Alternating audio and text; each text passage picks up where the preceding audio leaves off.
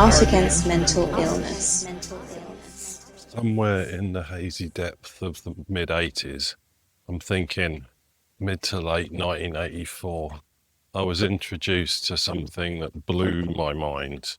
I just moved to a new area of my town, started to hang around with these group of guys that were scruffy, had long hair, wore mostly black t-shirts, and listened to some almighty racket that I'd never heard before, and completely changed my life from then onwards. This was when I was first properly introduced to the art form known as metal, heavy metal, whatever you want to call it, and largely through the gateway of Iron Maiden and AC/DC. I was 9 at the time.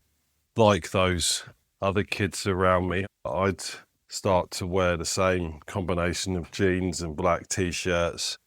I would grow my hair to just the length that was acceptable by my school as part of the uniform, and we would hang around and listen to heavy music.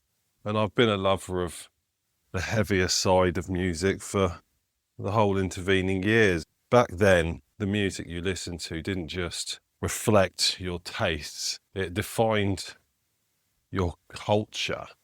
It defined the way you dressed, the people you hung around with, to a degree the views that you held, the way that you cut your hair, the way that you presented yourself to the world.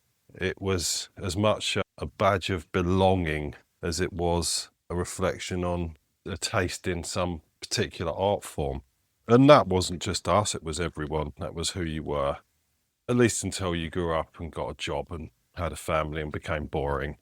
So around this same time, I started to become aware of a guy called Ozzy, who seemed to be right at the extreme edge of what I was aware of at that point, along with bands like Wasp and their singer Blackie Lawless. There was a nihilistic thread that ran through heavy metal that was apparent everywhere, but was very much typified by Ozzy and Blackie and others, Alice Cooper, that was both a bit scary and completely exciting.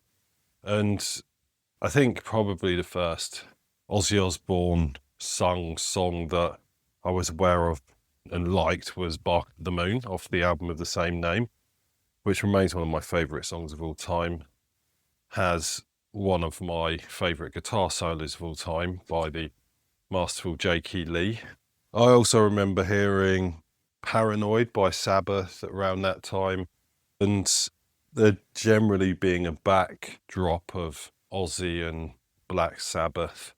Through those times, he was just part of the heavy metal furniture, as it were. His influence touched everything and everyone, and he was there churning out albums, and each one of them seemed to have its own personality, its own style, and indeed he switched out guitarists quite a lot, not least because they died or got very ill.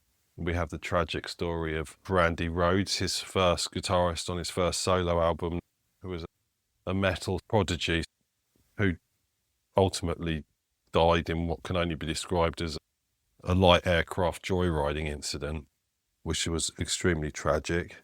Anyway, Ozzy was there until he wasn't earlier this week. I suspect he was there for me and people like me at those points, and others were aware of him and his antics. There's biting the heads off bats and generally raising hell, taking too many drugs, recording deliberately controversial music. And so he was notorious back then. He was a bit of an ambassador for our genre. But time went on, he became more of a celebrity in his own right, while still being very much a figurehead for the metal community in the art form. He started to become increasingly a household name, thanks in no small part to his transition from rock and metal icon to reality TV pioneer. He and Sharon and their 3 kids largely created the reality TV genre we know today and paved the way for the Kardashians and countless other clones. And all the while continuing to push boundaries in music with the creation of Ozfest as a heavy alternative to Lollapalooza, which was a huge success, reforming Black Sabbath more recently to much adoration, given the amount of respect that his original band had. And let's be clear, it is generally agreed that Black Sabbath created the heavy metal genre. Rather than just being exemplars of it, they were the first band that could be meaningfully assigned that term. So he created one of the largest musical genres there is with Tony Iommi, Geezer Butler and Bill Ward. Then created a whole new type of TV. He created a new type of touring. And then he came back and did it all again and did it some more and carried on doing it right up until weeks before he died.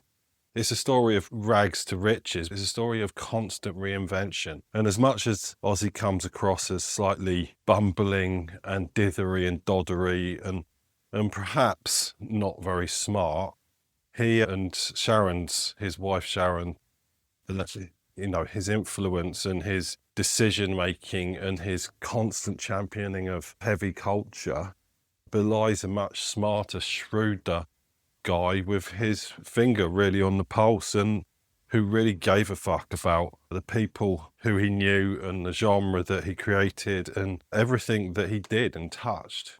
It's a story of creativity and it's a story of constant struggles with tragedy and mental health and drug addiction and so on. Everyone from way back, even as early as the late 80s, people were wondering how he was still going, how he was still functional, how he could still tour, how he could still do that weird doddery thing he does around stage, how he could garner huge audiences and whip up a frenzy in gigs. And he did so right up until he was, I think, 77, 78. And the story of Ozzy and Sabbath isn't just one of a particular type of music. It's not a linear, easy story that resulted in him becoming who he was. I find actually the creation of heavy metal via Black Sabbath quite fascinating because it was a story of what people didn't have rather than what they did have. It was a story of not having enough because Ozzy had spent some time in prison. He came from a very poor working class family in Birmingham. He had quite a deprived and unpredictable upbringing until his dad, while refusing to bail him out of prison, invested in a PA system for him so that he could sing, and via various circumstances met Tony Iommi, Geezer Butler, Bill Ward and formed a band who are ultimately a heavy blues band, very much what the British scene was doing at that point with bands like Cream and Fleetwood Mac, the whole British blues explosion. What's interesting about this is that their iconic sound with gigantic monolithic riffs was created because Tony Iommi, as part of an industrial accident, lost the ends of his index finger and the one next to it, which from the point of view of playing the guitar should have ended right there. I mean, how is he going to play the guitar if he hasn't got all his fingers? He figured out how to create some rubber fingertips so that he could still play the guitar. But because he couldn't feel the strings underneath his fingers, he couldn't manage some of the more intricate, harder fingerings on the guitar. So he had to keep it a lot simpler. And from that was born the gargantuan riff-based sound of Black Sabbath. And then Ozzy himself, I mean, look, as much as an icon and a genius he was, I don't think anyone would argue that Ozzy was a great singer. He might have an extremely recognisable and often really powerful voice, but he had almost zero range. And his voice box just wasn't huge. He didn't have the ability to really develop his vocals so that he could do a lot more with them. It just wasn't ever going to happen, and it didn't. But he was clearly a front man, and so he just made it work. He took what ability he had, he took the tools that were available to him, and when combined with Iommi's minimalism, just made a match made in heaven. That had Ozzy not been Ozzy, we wouldn't have had Black Sabbath, we wouldn't have had metal. They were a Beatles level match made in heaven. And so there's a lesson there in using what you've got available, which is something that resonates really, really heavily with me over the last couple of years when I've had less available to me, and it's really forced me to be much more creative and much more resourceful. And I take a real lesson from that. Yeah, I mean, Ozzy continued to be resourceful.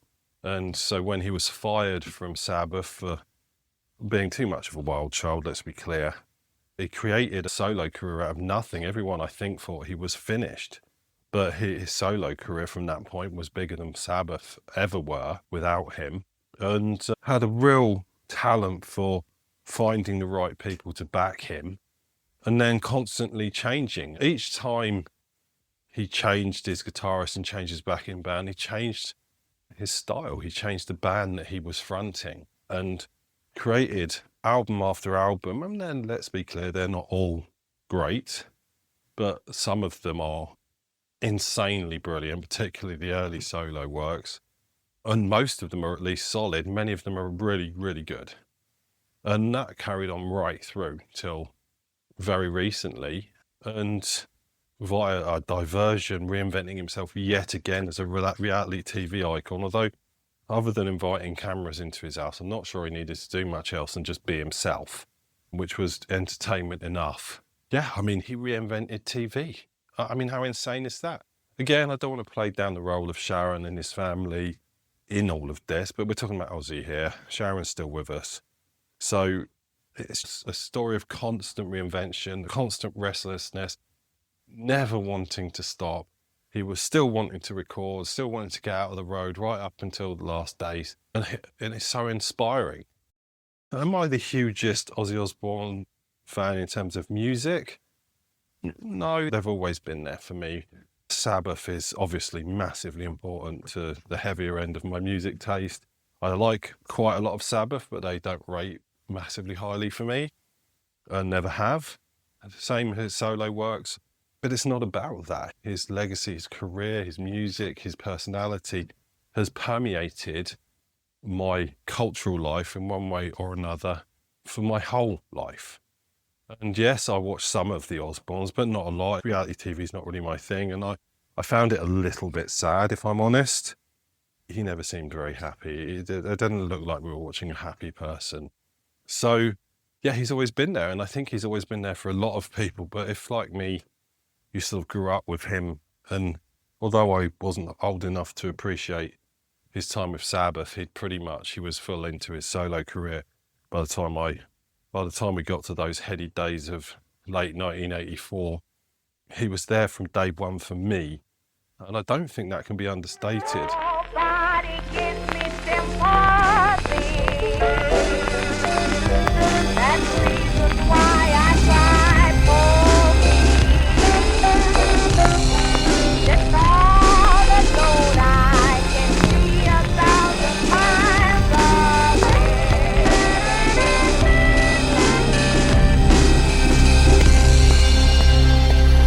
Art Against Mental Illness.